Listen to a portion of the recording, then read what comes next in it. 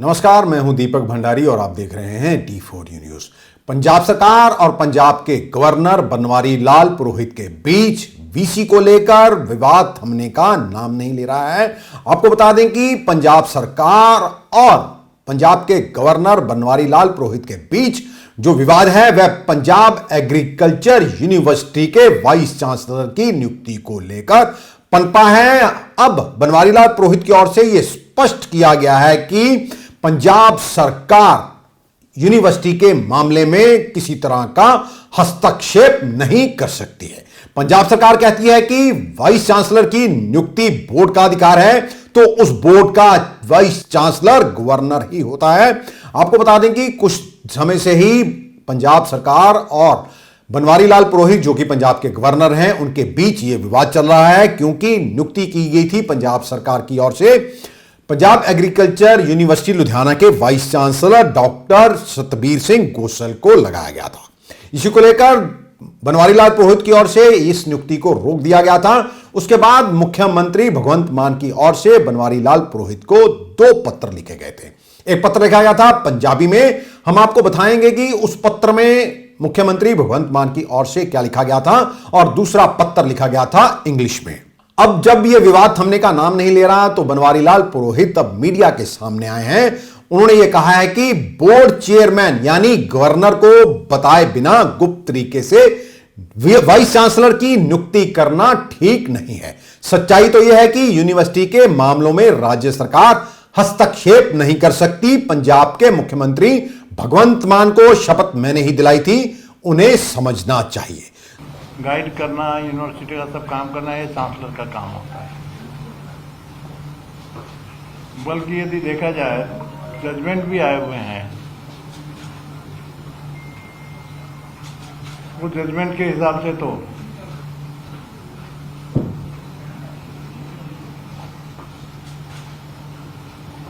Judgement ऐसे हैं कि यूनिवर्सिटी के वर्किंग में स्टेट गवर्नमेंट इंटरफेरेंस नहीं कर सकती।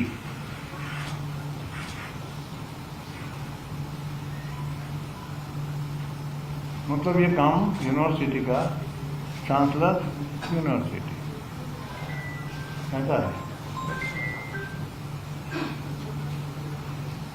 अब हम जहाँ गवर्नर बन के आए तो करीब 1 साल हो गया।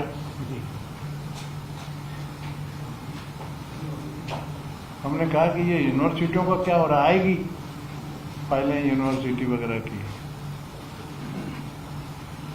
पंजाब अपना ये एग्रीकल्चर यूनिवर्सिटी लुधियाना की फाइल, मतलब 2 बार डेट है।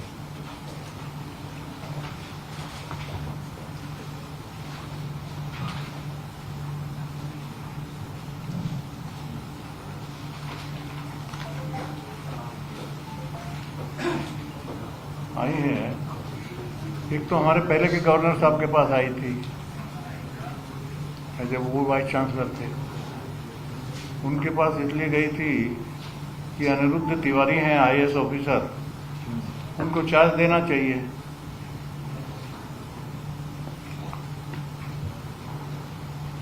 उसके लिए फाइल आई थी और उस समय एज ए वाइस चांसलर उन्होंने अप्रूव किया, चेंज है वो कि आप चार्ज दे सकते हो as a chancellor. As a chancellor ही, गवर्नर का रोल नहीं रहता है यूनिवर्सिटी में। One thing, as a chancellor का ही रोल है। गवर्नर BL पुरोहित ने यह भी कहा कि मैं 4 साल तक तमिलनाडु का गवर्नर रहा, वहां व्यवस्था काफी बुरी थी। तमिलनाडु के चांसलर का पद 40 से 50 करोड़ रुपए में बिकता था। ऐसा कहके सीधे तौर पर उन्होंने पंजाब सरकार पर कटाक्ष भी कर दिया है। उन्हें यह कहा है कि मैंने कानून के अनुसार तमिलनाडु में यूनिवर्सिटी के 27 वाइस चांसलर की नियुक्ति की थी। पंजाब सरकार को मुझसे सीखना चाहिए कि कामकाज कैसे होता है। गवर्नर ने यह भी कहा, मैं नहीं जानता कि पंजाब में कौन कितना सक्षम है और कौन सक्षम नहीं है। मैं शिक्षा व्यवस्था में सुधार देखना चाहता हूं। पंजाब सरकार ने वाइस चांसलर के कार्यकाल के विस्तार के लिए मुझे 3 बार लेटर भेजा। यदि वाइस चांसलर की नियुक्ति में ही गवर्नर की कोई भूमिका नहीं है तो फिर कार्यकाल के विस्तार में भूमिका कैसे हो सकती है? एक्ट के अनुसार भी बोर्ड का चेयरमैन गवर्नर ही होता है। गवर्नर बनवारीलाल पुरोहित ने गुजरात और बंगाल के लिए सुप्रीम कोर्ट की 2 जजमेंट भी बताई। हर यूनिवर्सिटी सेंट्रल एक्ट के अधीन होती है। सुप्रीम कोर्ट में गुजरात सरकार ने भी यही दलील दी थी, लेकिन सेंट्रल रूल को मान्य बताया गया था। गवर्नर बनवारीलाल पुरोहित ने यह भी कहा कि पंजाब एग्रीकल्चर यूनिवर्सिटी के वाइस चांसलर के लिए पंजाब सरकार ने कोई पैनल नहीं भेजा। सरकार ने अभी तक केवल एक नाम भेजा है। गवर्नर ने आम आदमी पार्टी सरकार के नियुक्त किए vice chancellor doctor Satbir Singh Gosal की नियुक्ति पर आपत्ति जताते हुए इसे खारिज कर दिया गया था। बनवारीलाल पुरोहित ने उन्हें अंग्रेजी में और सोशल मीडिया पर पंजाबी वाला लेटर पोस्ट करने के विवाद पर भी प्रतिक्रिया दी और कहा कि वह इस मामले में कोई केस दर्ज नहीं करवाना चाहते। गवर्नर ने यह भी कहा कि आम आदमी पार्टी सरकार केवल विश्वासमत साबित करने के लिए सेशन नहीं बुला सकती थी। सरकार से मेरी कोई निजी नाराजगी नहीं है। उन्होंने यह भी कहा, लीगल एडवाइस लेने के बाद ही मैंने आम आदमी पार्टी के सेशन को रद्द किया था। आपको बता दें कि 22 सितंबर को पंजाब सरकार की ओर से विश्वास मत हासिल करने के लिए विधानसभा सत्र बुलाया गया था। तभी 21 सितंबर को बनवारीलाल पुरोहित, जो कि पंजाब के गवर्नर हैं, उन्होंने इस सेशन को रद्द कर दिया था, इसे मंजूरी नहीं दी थी। तभी से पंजाब सरकार के बीच और गवर्नर के बीच खींचतान चल रही है। गवर्नर ने साफ कहा है कि यदि पंजाब सरकार ने vice chancellor doctor Satbir Singh Gosal को नहीं हटाया तो फिर वह इसे लेकर कानूनी सलाह मशवरा भी करेंगे। गवर्नर ने यह भी कहा कि पंजाब सरकार नियमों के अनुसार सब कमेटी बनाकर प्रक्रिया तय करे, फिर वाइस चांसलर के लिए इंटरव्यू कॉल करे, उसके बाद पंजाब सरकार मेरे पास फाइल भेजेगी। उन्होंने यह भी कहा, तमिलनाडु में भी मैंने इसी प्रक्रिया के तहत कई वाइस चांसलर नियुक्त किए हैं। मैं 27 यूनिवर्सिटी का चांसलर रहा हूं, तो अब कोई मुझे नियम समझाएगा, यह ठीक नहीं है। उन्होंने यह भी कहा, यदि पंजाब सरकार अपने गलत स्टैंड पर अड़ी रहती है या अपने स्तर पर वाइस चांसलर की नियुक्ति करती है तो वह मामले में कानूनी राय लेने से भी पीछे नहीं हटेंगे। उन्होंने यह भी कहा, यदि मामले के संबंध में पंजाब के मुख्यमंत्री भगवंत मान मेरे पास आना चाहते हैं तो वह आ सकते हैं। फिर भी सरकार की जिद बरकरार रही तो मैं लीगल एडवाइस के बाद आगे की कार्रवाई करूंगा। वाइस चांसलर ने यह भी कहा है कि मुख्यमंत्री इस मामले को धार्मिक रंगत देने की कोशिश ना करें, क्योंकि जो पत्र मुख्यमंत्री भगवंत मान की ओर से पंजाबी में वाइस चांसलर को लिखा गया था, उसमें यह लिखा गया था कि डॉक्टर सतबीर सिंह गोसल पंजाबी सिख हैं। ऐसा कहकर उन्हें पंजाबी सिख होने का दांव भी खेला था। हम आपको वो पत्र पढ़कर सुनाएंगे जो पंजाबी में मुख्यमंत्री भगवंत मान की ओर से राज्यपाल बनवारीलाल पुरोहित को लिखा गया था। यह पंजाबी में लिखा पत्र है जिसमें उन्होंने लिखा है कि मुझे आपका पत्र मिला। आपने लिखा है कि vice chancellor Punjab agriculture university के वाइस चांसलर की नियुक्ति गलत तरीके से की गई है, इसे रद्द किया जाए। आपने यह भी लिखा है कि नियुक्ति आपकी मंजूरी से की जानी चाहिए थी। पंजाब एग्रीकल्चर यूनिवर्सिटी के वाइस चांसलर की नियुक्ति हरियाणा और पंजाब एग्रीकल्चर यूनिवर्सिटीज एक्ट 1970 के तहत की जाती है। वाइस चांसलर की नियुक्ति पंजाब एग्रीकल्चर यूनिवर्सिटी के बोर्ड द्वारा की गई है, ऐसा भगवंत मान की ओर से लिखे गए पत्र में कहा गया है। इसमें मुख्यमंत्री या राज्यपाल की कोई भूमिका नहीं है। इससे पहले पंजाब एग्रीकल्चर यूनिवर्सिटी के vice chancellor doctor Baldev Singh Dhillon थे। उनकी नियुक्ति की मंजूरी भी राज्यपाल से नहीं ली गई थी। इससे पहले डॉक्टर MS कंग भी वाइस चांसलर थे, जिनकी नियुक्ति की मंजूरी भी राज्यपाल से नहीं ली गई थी। किसी भी पिछले वाइस चांसलर की नियुक्ति की प्रवानगी राज्यपाल से नहीं ली गई। इसलिए डॉक्टर सतबीर सिंह गोसल को कानून के अनुसार ही नियुक्त किया गया है, जैसे कि पहले होता आया है। डॉक्टर सतबीर सिंह गोसल बहुत ही जाने पहचाने विज्ञानी हैं और बहुत ही सत्कार योग पंजाबी सिख हैं। ऐसे व्यक्ति को हटाने से आपके हुक्मों के कारण पंजाबियों में भारी गुस्सा है। अगले पैरे में वे लिखते हैं कि पिछले कुछ महीनों से पंजाबियों की ओर से भारी बहुमत से चुनी गई सरकार के कामों में आपके द्वारा यानी कि गवर्नर के द्वारा बार बार दखल अंदाजी की जा रही है। इससे पंजाब के लोग बहुत दुखी हैं। पहले आप पंजाब विधानसभा का इजलास बुलाने में रुकावट डालते हैं, फिर आप Baba Farid university of health sciences के वाइस चांसलर की नियुक्ति को रद्द कर देते हैं और अब आपने पंजाब एग्रीकल्चर यूनिवर्सिटी के वाइस चांसलर की नियुक्ति को रद्द करने के आदेश दे दिए। लोगों ने बहुत ही उम्मीदों के साथ आम आदमी पार्टी की सरकार बनाई है। मैं लोगों की उम्मीदों पर खरा उतरने के लिए दिन रात काम कर रहा हूं, ऐसा भगवंत मान की ओर से लिखा गया है। ऐसे जब कोई व्यक्ति लोगों की सरकार के काम में रुकावट पैदा करता है तो लोग बर्दाश्त नहीं करते। अगले पैरे में वे लिखते हैं कि मैं आपको कई बार मिल चुका हूं, आप मुझे बहुत ही बढ़िया और नेक इंसान लगे, आप ऐसे काम खुद नहीं कर सकते हैं। इन सब गलत कामों और गैर संवैधानिक कामों को करने के लिए आपको कौन कह रहा है? आप उनकी बात क्यों मान रहे हैं? वह पीठ के पीछे रहते हैं लेकिन बदनाम आप होते हैं, ऐसा लिखकर मुख्यमंत्री भगवंत मान ने सीधे तौर पर सेंटर सरकार पर निशाना साधा है, क्योंकि राज्यपाल की नियुक्ति केंद्र सरकार की ओर से की जाती है और वह भाजपा के वरिष्ठ नेता भी रह चुके हैं। सीधे तौर पर ऐसा कह के मुख्यमंत्री भगवंत मान ने भाजपा को भी कटघरे में खड़ा किया। अगले अंत में वे लिखते हैं कि मेरी आपसे हाथ जोड़कर बेनती है कि कृपा करके वह उन लोगों की बात ना सुने, ऐसे लोग जो आपसे गलत काम करा रहे हैं, स्पष्ट है कि वह पंजाब का भला नहीं चाहते हैं। कृपा करके आप चुनी गई सरकार को अपना काम करने दें। इस पत्र के बाद वाइस चांसलर की ओर से यह भी कहा गया था कि एक तो वह पत्र है जो पंजाबी में लिखा है आपने और अपने ट्विटर हैंडल पर लिखा है, और दूसरा पत्र अंग्रेजी में है। पहले मुझे यह बताइए कि दोनों में से असली पत्र कौन सा है, पंजाबी वाला या फिर इंग्लिश वाला?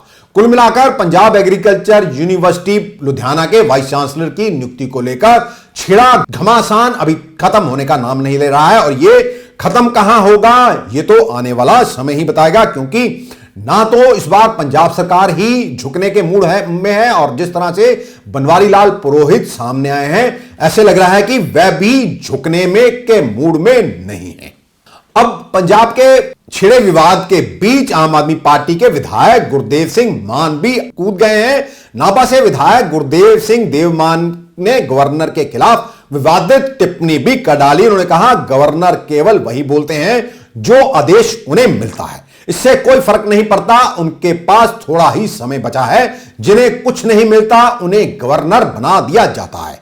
देवमान ने यह भी कहा, कानून के अनुसार गवर्नर को बोलने का कोई अधिकार नहीं। उन्होंने यह भी कहा, मुख्यमंत्री भगवंत मान सब कुछ कानून के मुताबिक कर रहे हैं। यहां तक कि देवमान यह कहने से भी नहीं चूके कि गवर्नर चाहे तो नाभा निर्वाचन क्षेत्र से चुनाव लड़ ले, फिर भी वह गवर्नर का सम्मान करते हैं। लेटर विवाद पर विधायक देवमान का कहना है कि हमने गवर्नर को पंजाबी और अंग्रेजी भाषा में 2 लेटर भेजे हैं, वह जो पढ़ना चाहते हैं पढ़ लें। देवमान ने यह भी कहा, इतने बड़े पद पर बैठकर इस प्रकार से सरकार के कामकाज को प्रभावित करना गवर्नर के लिए ठीक नहीं है। इसी विवाद के बीच अब आम आदमी पार्टी के chief spokes person Malvinder Singh Kang भी आए हैं। उन्होंने कहा है कि गवर्नर बनवारी लाल पुरोहित पंजाब एग्रीकल्चर यूनिवर्सिटी ऑटोनॉमी बरकरार रखें। भले ही पंजाब गवर्नर ने प्रेस कॉन्फ्रेंस में सुप्रीम कोर्ट की जजमेंट के हवाले दिए हों, लेकिन पंजाब एग्रीकल्चर हरियाणा और पंजाब एग्रीकल्चर एक्ट 1979 के अनुसार चलती है। कंग ने यह भी कहा, देश की संसद के पास इस एक्ट के आधार पर ही बोर्ड ऑफ मैनेजमेंट कार्य करता है। उन्होंने यह भी कहा, इससे पहले भी वाइस चांसलर की नियुक्ति बोर्ड ऑफ मैनेजमेंट करता रहा है, लेकिन बोर्ड में सहमति ना बनने पर ही चांसलर मामले में हस्तक्षेप कर सकते हैं।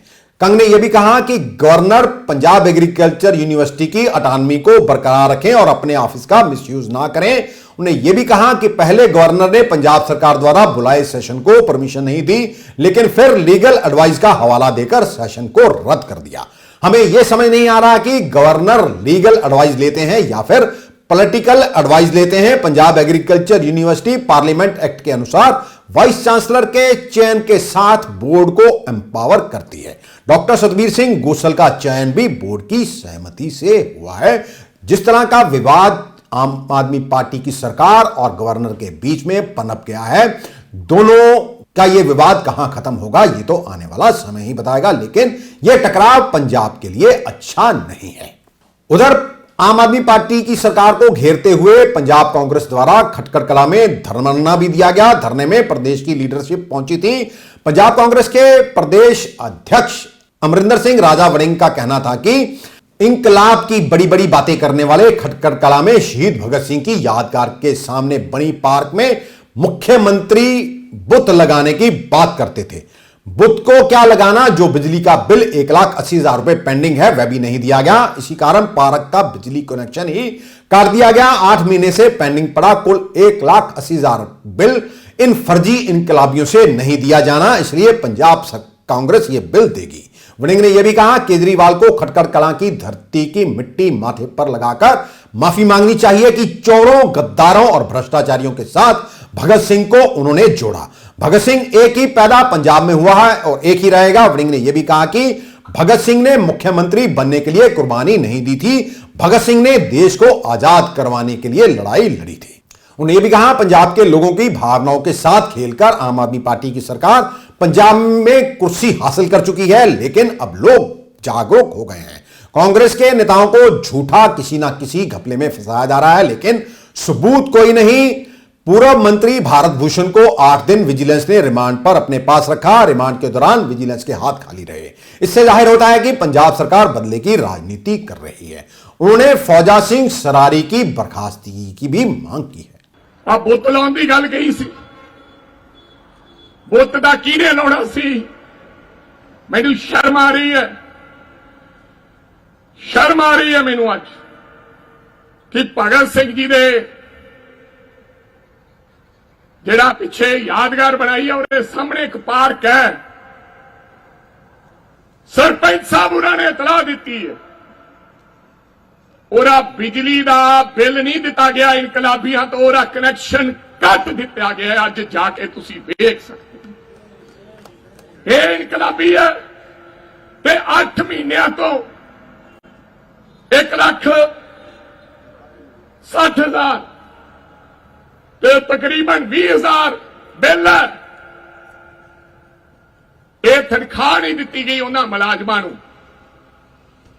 लै असी भगत सिंह की समात है 100 कदे नहीं खाधी ना खानी है। वो इस करके क्योंकि भगत सिंह एक सच्चा ते सुच्चा व्यक्ति सी, राजनीतिक व्यक्ति है जिहड़ा उन्होंने कदे ना कदे आपकी गल तो फिर जाते। लेकिन अज इत्थे कहना है कि आ जिहड़ा 1,80,000 रुपये का बिल है ये फर्जी इनकलाबियां तो नहीं भरिया जाना।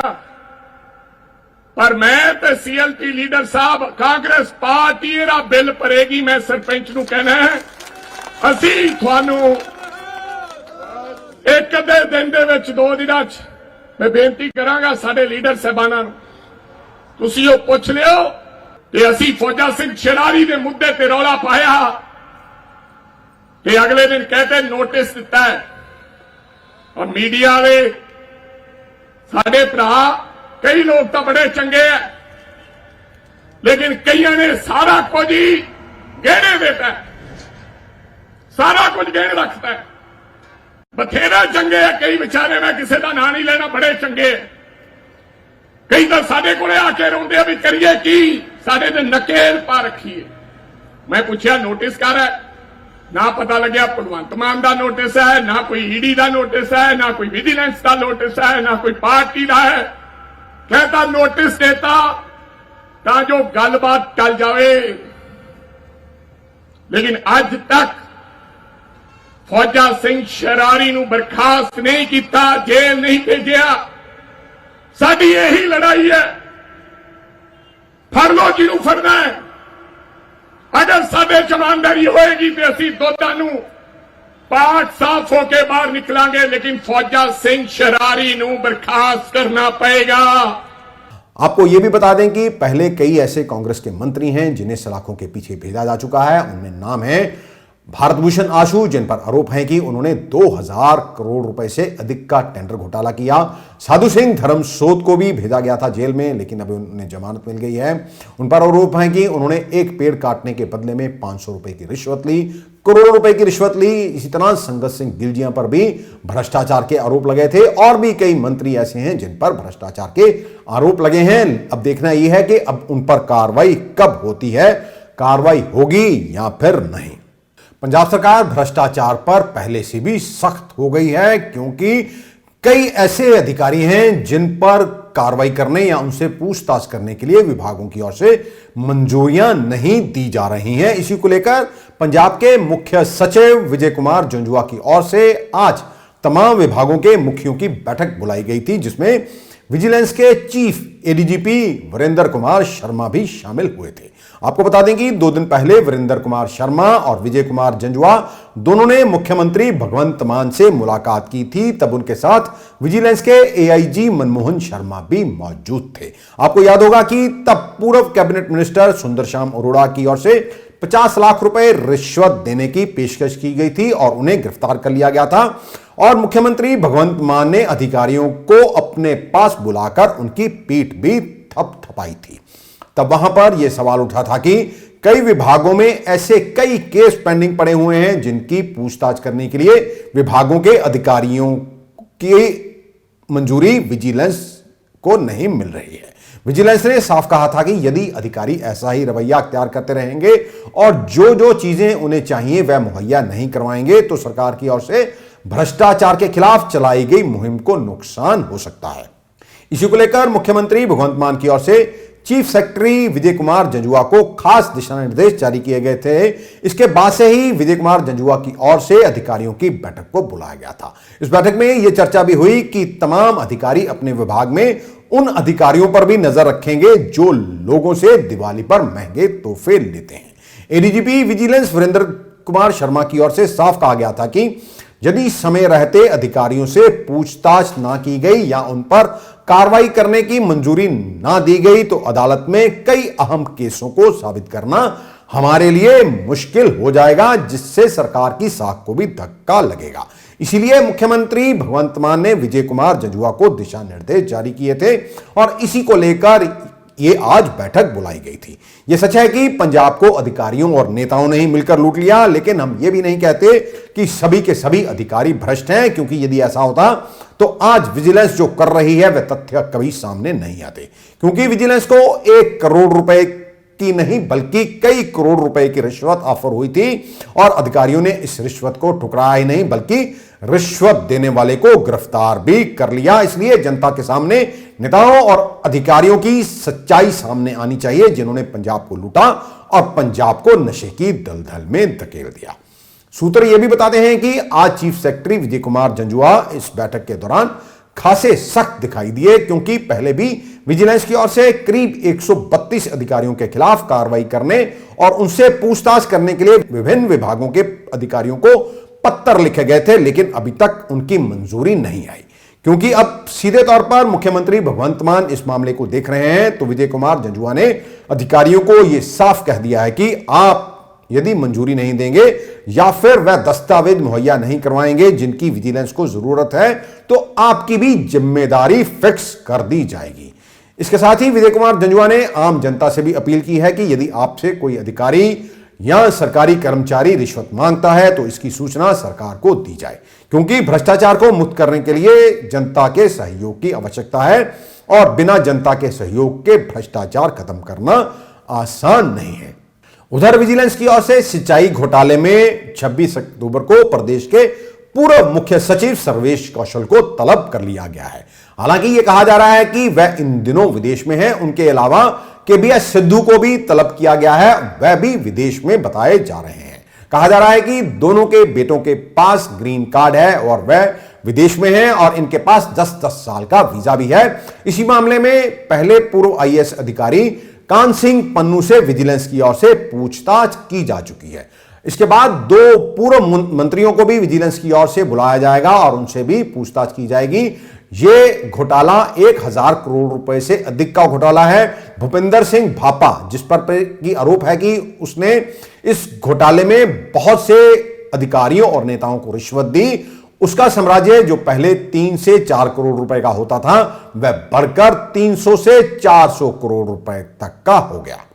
मुख्यमंत्री की ओर से आज बुलाई गई मंत्रिमंडल की बैठक के दौरान एक और चर्चा छेड़ दी गई है। कहा जा रहा है कि अब हर एक जिले में मुख्यमंत्री का ऑफिस खोला जाएगा और उसमें किसी भी आईएएस अधिकारी को नियुक्त नहीं किया जाएगा। यह इसलिए किया जा रहा है कि ताकि मुख्यमंत्री का सीधे तौर पर जनता के बीच संवाद पैदा किया जा सके। यदि ऐसा हो जाता है तो खैर पहले से ही जो विधायक हैं उनकी पावर एक सीमित दायरे तक ही सिमट जाएगी, क्योंकि जिस जिले में मुख्यमंत्री का ऑफिस होता है जाहिर है लोग उसी दफ्तर में जाने को तरजीह देते हैं। फिर डिप्टी कमिश्नर और पुलिस कमिश्नर हो या फिर एसएसपी, इनके दफ्तरों में जाने की बजाय भी सीधे तौर पर लोग मुख्यमंत्री के कार्यालय का ही रुख करेंगे। ये तो आने वाला समय ही बताएगा कि जो योजना ये सरकार की ओर से तैयार की जा रही है वह सफल हो पाती है या नहीं। अब बात करेंगे गैंगस्टर और आतंकवाद की। पंजाब पुलिस ने अमृतसर कमिश्नरेट पुलिस और एंटी गैंगस्टर टास्क फोर्स ने दिल्ली पुलिस के साथ साझा अभियान के तहत एक आतंकवादी मॉड्यूल के 3 गुर्गों को गिरफ्तार किया और इनसे एक AK-47 और 3 पिस्तौल समेत गोला बारूद बरामद किया है। डीजीपी पंजाब गौरव यादव ने यह बताया है कि इस मॉड्यूल को कनाडा स्थित आतंकवादी लखबीर सिंह उर्फ लंडा और पाकिस्तान स्थित आतंकवादी हरविंदर सिंह रिंदा की तरफ से साझे तौर पर हैंडल किया जा रहा है। गिरफ्तार किए गए व्यक्तियों की पहचान बलराज सिंह निवासी भिक्खीवंड जिला तरनतारन, आतिश कुमार और अविनाश कुमार दोनों निवासी गांव सरहाली कलां जिला तरनतारन के तौर पर हुई है। तीनों मुलजिम गुजरात की एक टाइल फैक्ट्री में सुरक्षा गार्ड के तौर पर काम करते थे। यह कार्रवाई दिल्ली पुलिस की तरफ से मोगा के कोट ईसे खान के हरमिंदर सिंह की गिरफ्तारी के बाद अमल में लाई गई है, जिसने यह खुलासा किया था कि उसने लखबीर लंडा के निर्देशों पर एक AK-47 और 3 पिस्तौलों की खेप लेकर बलराज, आतिश और अविनाश को सौंपी थी। डीजीपी गौरव यादव ने बताया कि दिल्ली पुलिस की पुख्ता जानकारी के बाद अमृतसर में तलाशी मुहिम चलाई गई और डीसीपी डिटेक्टिव मुखविंदर सिंह भुल्लर के नेतृत्व में पुलिस टीमों ने वीरवार को घी मंडे इलाके के एक होटल आरके में छापामारी की, जहां पर 3 लोगों को गिरफ्तार किया गया और उनसे एक AK-47 और 3 पिस्तौल व जिंदा कारतूस बरामद किए गए। उन्होंने बताया कि मुलजिम बलराज के खुलासे पर पुलिस टीमों ने तरनतारन गांव ठट में उसकी तरफ से बताए गए ठिकाने से AK-47 और 23 जिंदा कारतूस भी बरामद किए हैं। पुलिस कमिश्नर अरुणपाल सिंह ने बताया कि गिरफ्तार किए गए तीनों व्यक्तियों को अदालत में पेश करने के बाद उनका 7 दिन का रिमांड हासिल कर लिया गया है। इन मुलजिमों के साथ और कौन कौन शामिल है इस पर भी पुलिस लगातार काम कर रही है। उम्मीद है कि पूछताछ के दौरान और भी कई तथ्य सामने आएंगे। सर ਇਹ ਕਿੱਥੋਂ ਬੰਦੇ ਫੜੇ 7 ਦਿਨ ਦਾ ਰਿਮਾਂਡ ਜੀ ਹਾਂਜੀ 7 ਦਿਨ ਦਾ ਸਰ ਕਿੱਥੋਂ ਫੜੇ ਗਏ ਕੀ ਇਹਨਾਂ ਕੋਲ ਹਥਿਆਰ ਬਰਾਮਦ ਹੋਏ ਇਹਨਾਂ ਕੋਲ ਆਟੋਮੈਟਿਕ ਵੈਪਨ ਫੜੇ ਗਏ ਆ ਜੀ ਉਹਦੀ ਤਫਤੀਸ਼ ਚੱਲ ਰਹੀ ਆ ਦੌਰਾਨੇ ਰਿਮਾਂਡ ਜੋ ਹੋਏਗੀ ਇਨਪੁਟ ਤੁਹਾਨੂੰ ਜ਼ਰੂਰ ਦੱਸੀ ਜਾਊਗੀ ਸਰ ਇਹ ਕਿੰਨਾ ਕਿਹੜੀ ਜਗ੍ਹਾ ਤੋਂ ਫੜੇ ਗਏ ਸੀ ਕਿਹੜੀ ਜਗ੍ਹਾ ਤੋਂ ਫੜੇ ਗਏ ਇਹ ਥਾਣਾ ਕਤਵਾਲੀ ਤੋਂ ਆਰਕੇ ਹੋਟਲ 'ਚ ਫੜੇ ਗਏ ਸੀਗੇ ਤੇ ਸਰ ਇਹ ਕਿੰਨਾਂ ਦੇ ਨਾਲ ਲੀਡਰ ਹੈ ਜੀ ਗੈਂਗਸਟਰਾਂ ਦੇ ਇਹ ਕਈ ਗੱਲਾਂ ਐਸੀਆਂ ਹੈਗੀਆਂ ਨੇ ਜਿਹੜੀਆਂ ਤੁਹਾਡੇ ਨਾਲ ਸ਼ੇਅਰ ਕਰਨ ਵਾਲੀਆਂ ਨਹੀਂ ਹੈਗੀਆਂ ਤੁਹਾਡੇ ਨਾਲ ਬੈਠ ਕੇ ਸਭ ਬਾਤ ਗਰੁੱਪ ਤੇ ਲੱਗਦਾ ਨਹੀਂ ਕਿ ਨਾਮ ਦੀਵਾਲੀ ਆ ਰਹੀ ਹੈ ਕੁਝ ਹਾਦਸਾ ਵੀ ਹੋ ਸਕਦਾ ਸੀਗਾ ਕੁਝ ਵੀ ਕਹਿਣਾ नामुमकिन है। ओके पंजाब सरकार ने राज्य में कर्मचारियों के लिए पुरानी पेंशन स्कीम को बहाल कर दिया है। शुक्रवार को कैबिनेट की बैठक में इस पर मुहर लगा दी गई है। कर्मचारियों को डीए में 6% बढ़ोतरी मिलेगी। कैबिनेट मीटिंग के बाद मुख्यमंत्री भगवंत मान ने इसकी जानकारी दी। मान ने इसे कर्मचारियों के लिए दिवाली का तोहफा करार दिया और कहा इसमें लाखों कर्मचारियों को फायदा होगा जिन्होंने काम किया और जो रिटायर हो गए। साल 2004 में न्यू पेंशन स्कीम लागू की गई थी, लेकिन अब पंजाब को दोबारा ओल्ड पेंशन स्कीम के अंडर ला रहे हैं। हालांकि विपक्षी दलों का आरोप है कि गुजरात और हिमाचल प्रदेश के चुनावों के कारण सरकार ने यह फैसला लिया है। सरकार के पास कर्मचारियों को वेतन देने के लिए पैसे नहीं है। महिलाओं को हर महीने 1000 रुपया देने का वायदा किया था, वह पूरा नहीं किया गया। अब यह चुनावी दांव खेला गया है। तो आज दिवाली का एक तोहफा पंजाब के मुलाजिमों को दिया जा रहा है पंजाब सरकार की तरफ से। लोगों द्वारा चुनी हुई उनकी अपनी सरकार की तरफ से कि हम पंजाब में ओल्ड पेंशन स्कीम जो है वो लागू कर रहे हैं ताकि मुलाजमों को फ़ायदा मिले और वो निश्चिंत होकर जो है अपनी ज़िंदगी व्यतीत कर सकें। इस बात के लिए मैं सभी मुलाजिम जथेबंदियों को भी आभारी हूँ कि उन्होंने बड़ा सब्र से इंतज़ार किया, हमें समझाया कि ये स्कीम अगर आती है तो ये फ़ायदा है, ये स्कीम में जाते हैं तो ये नुकसान है। तो हमने वो सारा रिव्यू करके फैसला लिया है कि पंजाब में ओल्ड पेंशन स्कीम जो है वो लागू कर दी गई है। इसके अलावा राज्य में अब धार्मिक ग्रंथों को कहीं ले जाने के लिए लगी गाड़ियों को टैक्स फ्री कर दिया गया है। सरकारी नौकरियों में पंजाब के युवाओं को फायदा पहुंचाने के लिए भर्ती नियमों में भी बदलाव किए जाने पर सहमति बन गई है। उधर पैरोल पर आए डेरा सच्चा सौदा के राम रहीम ने ऑनलाइन सत्संग करना शुरू कर दिया है। डेरा सच्चा सौदा के प्रमुख राम रहीम के ऑनलाइन सत्संग में अब भाजपा के पूर्व केंद्रीय मंत्री भी पहुंचे। सत्संग के दौरान राजस्थान के हनुमानगढ़ जंक्शन से डेरा श्रद्धालुओं ने इसकी जानकारी दी है। हालांकि इस बार पूर्व केंद्रीय मंत्री का नाम नहीं लिया गया है और ना ही पार्टी बताई गई है। राम रहीम के इस सत्संग में हरियाणा से भाजपा नेताओं के शामिल होने को भी लेकर खूब बवाल मचा था। वहीं राम रहीम ने पंजाब के सुनाम में नया डेरा बनाने की इजाजत मांगी, जिसको मान लिया गया है। अब ऐसा माना जा रहा है कि पंजाब में इसे लेकर भी बवाल शुरू हो सकता है, क्योंकि सिख समुदाय पहले से ही राम रहीम से नाराज चल रहा है। आपको यह भी बता दें कि हरियाणा में सत्संग में हरियाणा के डिप्टी स्पीकर और नलवा के विधायक रणबीर गंगवा भी पहुंचे थे। हिसार के मेयर गौतम सरदाना की पत्नी और करनाल मेयर रेणुबाला राम रहीम के दरबार में सजदा कर चुके हैं, जिस कारण हरियाणा भाजपा में इस पर पहले से ही घमासान मचा हुआ है। इसको लेकर भाजपा की आलोचना भी हो रही है। पंजाब के डीजीपी गौरव यादव ने पंजाब पुलिस समेत केंद्रीय पुलिस बल के शहीद हुए जवानों को श्रद्धांजलि दी। उन्होंने कहा कि पुलिस लोगों की सुरक्षा और राज्य की अमन शांति के लिए वचनबद्ध है। आतंकवाद को दोबारा पंजाब में सर नहीं उठाने दिया जाएगा। उन्होंने कहा कि पाकिस्तान की खुफिया एजेंसियां आईएसआई हालांकि राज्य का माहौल खराब करने की कोशिश कर रही है, लेकिन उसके मंसूबों को कामयाब नहीं होने दिया जाएगा। वे आज जालंधर में पंजाब पुलिस समेत केंद्रीय पुलिस बल के शहीद हुए जवानों को श्रद्धांजलि देने के लिए पहुंचे थे। उन्होंने कहा कि उनका यहां आने का एक ही मकसद है, शहीदों के परिवारों से मिलना और उनकी समस्याओं को सुनकर उनका हल करना। गौरव यादव ने कहा कि जो भी राज्य की अमन शांति को खराब करने की कोशिश करेगा, उसका कानूनी समेत हर तरीके से डटकर मुकाबला किया जाएगा। राज्य की सुरक्षा अमन शांति से किसी को भी खिलवाड़ नहीं करने दिया जाएगा।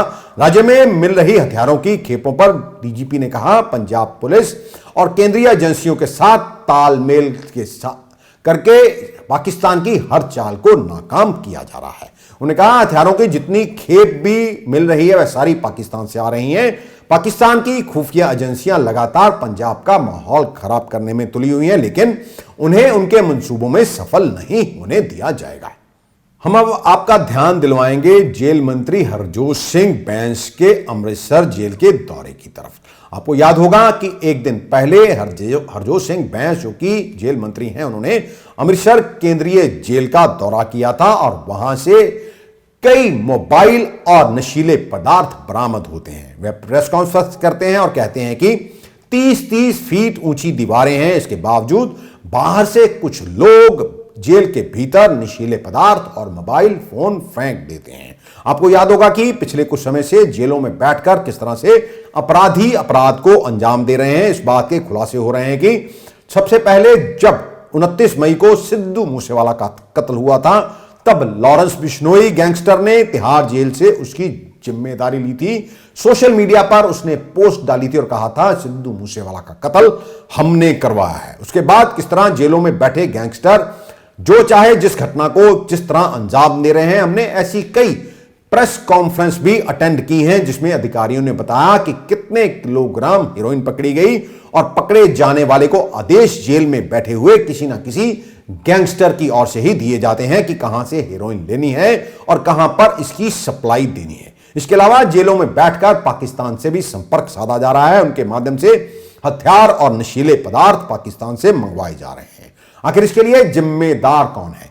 हरजोत सिंह बैंस ने यह कहा था कि जेलों से 3000 से अधिक मोबाइल इन 7 महीनों में बरामद हो चुके हैं और अकेले अगर अमृतसर की बात करें तो 300 के करीब मोबाइल अमृतसर की जेल से बरामद हो चुके हैं। यानी कि हर महीने जो मोबाइल मिल रहे हैं उनकी संख्या करीब करीब अगर 7 महीने की बात करें तो 50 से अधिक बताई जा रही है। हर दिन 2 या 3 मोबाइल जेलों में कैसे पहुंच रहे हैं? क्या चंद पैसों के लिए कुछ अधिकारियों ने अपना जमीर बेच दिया है? उन काली भेड़ों की पहचान करना बहुत आवश्यक है, क्योंकि अगर जेलों में बैठे अपराध पर अंकुश नहीं लगाया गया तो आने वाले दिनों में पंजाब के लिए और भी खतरनाक संकेत हैं। जेलें जिन्हें के सुधार घर कहा जाता है अब वह बिगाड़ घर बन गई हैं। हमारी उन कई लोगों से भी बात होती है जो लोग किसी ना किसी केस में कुछ समय के लिए जेल काट कर आते हैं। वह बताते हैं कि किस तरह एक एक केस में कितने कितने बार जो अपराधी हैं जेल जाते हैं। अब उन्हें अपराध का कोई खौफ नहीं रहा। पहली बार जो जेल जाता है उसे तब डर लगता है, लेकिन जब वह जेल होकर आ जाता है तो उससे कोई डर नहीं रहता, क्योंकि अंदर तमाम पैसों से वह तमाम चीज खरीदी जा सकती है जो कि बाहर भी नहीं मिलती है। इसलिए सरकार को इस पर लगातार ध्यान रखना होगा और इन पर काबू पाने के लिए कुछ अधिकारियों को यदि जरूरत पड़ती है तो उनकी जांच करवाकर उन्हें बर्खास्त करने से भी सरकार को पीछे नहीं हटना चाहिए, क्योंकि यह पंजाब की सुरक्षा का सवाल है। यह भी सच है कि जेल के भीतर जाने का एक ही रास्ता होता है और वहां पर कड़ा पहरा रहता है। यदि कोई इस रास्ते से जेल में दाखिल होता है तो उसकी पहले कड़ी तलाशी ली जाती है। अमृतसर जेल के 2 वार्डन पकड़े जा चुके हैं जो अमृतसर की जेल में कैदियों को नशा सप्लाई करते थे। हमारे नेता भी यह मानते हैं कि जेल में अब अपराध जो है वह बढ़ चुका है। पहली बार जो जेल जाता है उसे दूसरी बार जेल जाने का खौफ नहीं रहता है, क्योंकि अपराधियों के लिए अब जेल को ही सबसे सुरक्षित माना जाने लगा है।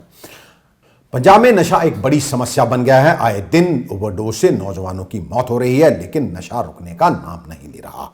हर सरकार और नेता सत्ता में आने के लिए नशे को ही सीढ़ी बनाता है और कहता है कि हम नशे को खत्म कर देंगे, लेकिन नशा खत्म होने का नाम नहीं ले रहा। आखिरकार इसकी वजह क्या है? सरकार को इस पर गंभीरता से मंथन करना चाहिए और अगर जरूरत पड़े तो नशे को लेकर कोई सख्त एक्ट भी बनाने चाहिए, ताकि लोगों को और अपराधियों को और अपराध को संरक्षण देने वालों को इसका खौफ रहे। आज के लिए इतना ही। किस्मत फिर हाजिर होंगे, तब तक के लिए नमस्कार।